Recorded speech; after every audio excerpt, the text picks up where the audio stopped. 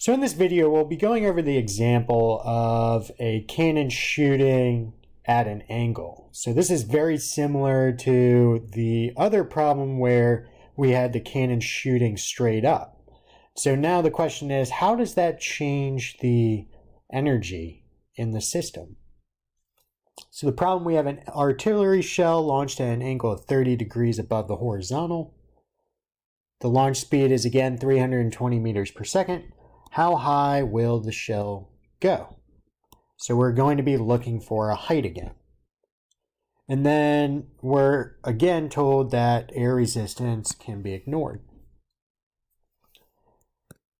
So as with every problem, we start by drawing our coordinate system. I've chosen, again, just like the other problem, the y equals 0 position to coincide with the cannon. And then the upwards direction is the positive y direction. So now that we have a coordinate system, we can draw our diagram. So this is, again, something out of Module 3 for projectile motion, where we've dealt with cannons or objects being shot and they follow that parabolic trajectory. So we know that we have an initial velocity of 320 meters per second. We're told that the angle above the horizontal is 30 degrees. We know that at the highest point, it's not going to have a velocity of 0. That's true for when we just have a falling object, but since we have two-dimensional motion, the velocity in the y direction will be 0, but we will have some finite velocity in the x direction. So we need to figure out what that is. So we're going to draw a velocity triangle that we are familiar with doing. So we have the initial velocity, we have an angle of 30 degrees. The horizontal component, the x component, is the cosine because it's the adjacent side. So we have v naught cosine of 30, and that's vx. And then vy is just equal to, it's the opposite side of the angle, so it's sine. So we have v naught sine of 30 degrees. So we know at this highest point, Vy is equal to 0, but Vx is equal to V naught cosine of 30. So the total velocity at that highest point, which is what we're looking for, is going to be equal to Vx. Labeling from our y equals 0 position all the way to the top, we're going to call that h. And at this point, we've labeled everything that we've been given and what we could figure out based off of the givens. So now we can draw our free body diagram. To do that, we need to define what our system is. Our system is the shell.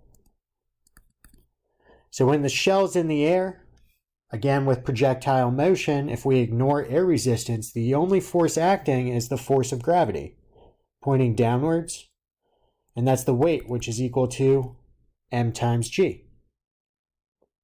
Again, just like the other problem, the gravitational force is a conservative force, and if that's the only force acting, then we know that there's no non-conservative forces and thus no work being done by non-conservative forces. And so what are we looking for? We're looking for h, the height, the maximum height. We expect a positive number and units of meters.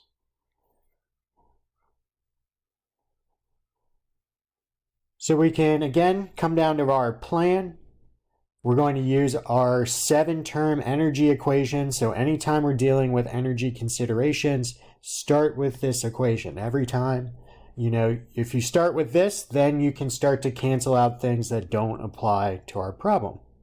Much like the other problem, we don't have springs, so those are going to cancel out, and we're just left with what is potential energy and what is kinetic energy, the equations for those.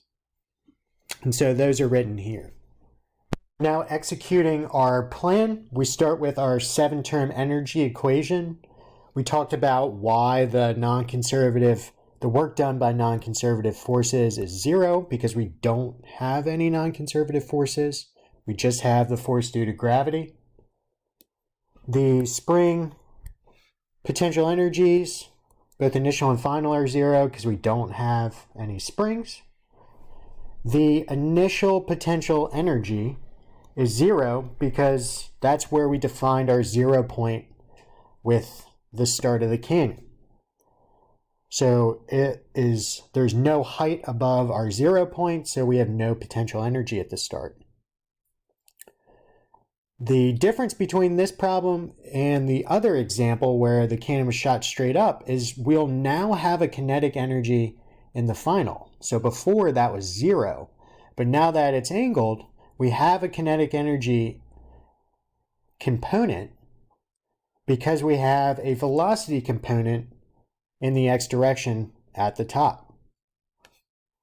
So now we can simplify our equation. We're left with 1/2 m v naught squared for the kinetic energy initial. That's equal to m times g times h for the final potential energy, plus this new term now that is 1/2 m the velocity final squared at the maximum height. And we know that that's just the x component of velocity. And we found that to be v naught cosine of 30. And that's squared. So we have an m in every term, so we can cancel those out. And we want to separate out h because that's what we're looking for. So we find that h is equal to 1 over 2 times g multiplied by v naught squared, 1 minus cosine squared of 30 degrees. And plugging that into your calculator, you find that h is equal to 1.31 times 10 to the third meters, which is equal to 1.3 kilometers. And so that's what we expected. Positive units of meters or kilometers, and that is what was given as the answer. So now we're going to look at the energies for the shell being shot straight up and then the shell being launched at an angle, what we just did.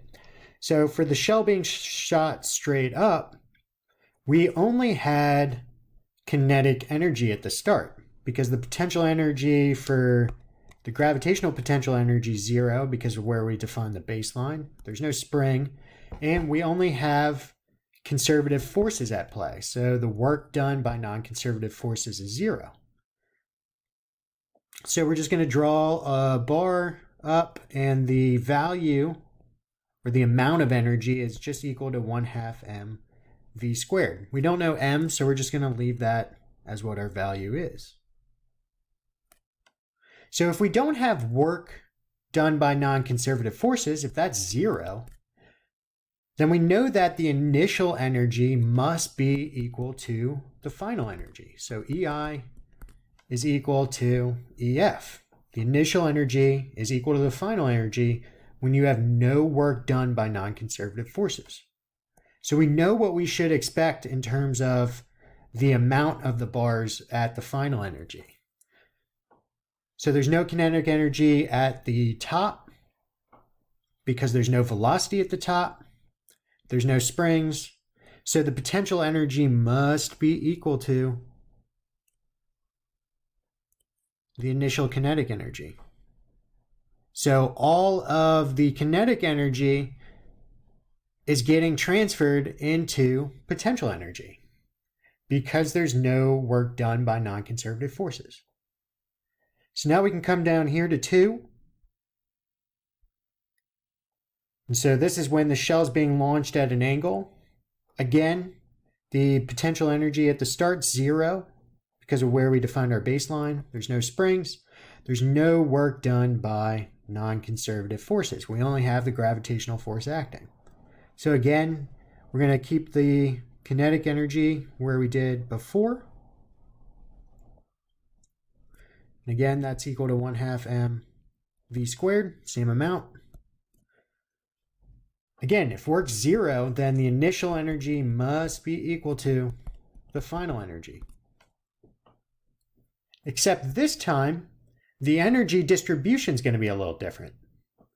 So we don't have anything from springs.